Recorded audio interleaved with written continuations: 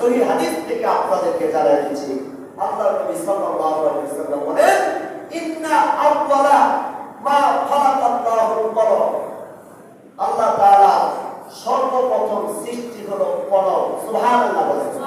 আল্লাহর সর্বপ্রথম সৃষ্টি কি? কলম। কোন মুহাদ্দিসিনরা বলেন আল্লাহ তাআলা সর্বপ্রথম সৃষ্টি হলো পানি। হ্যাঁ, কিন্তু বিশুদ্ধ বর্ণনা অনুযায়ী সমস্ত উলামায়ে কেরাম এটাকে বেশি প্রাধান্য দিয়েছে। এই হাদিসটা শক্তিশালী। ইন্না আউওয়ালা মা খালাকাল্লাহুল কলম। আল্লাহ তাআলা সর্বপ্রথম কলম সৃষ্টি করছে।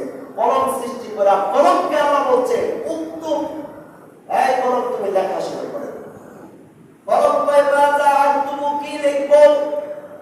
আল্লাহ তাআলা কয় কলম এখন থেকে শুরু করে কিয়ামত পর্যন্ত দুনিয়াতে যা কিছু হবে, যা কিছু ঘটবে, সব কিছু তুমি লিখতে থাকো, লিপিবদ্ধ করো। ওই দুনিয়া শুরু থেকে দুনিয়ার কিয়ামত হওয়ার পর্যন্ত, শেষ হওয়ার পর্যন্ত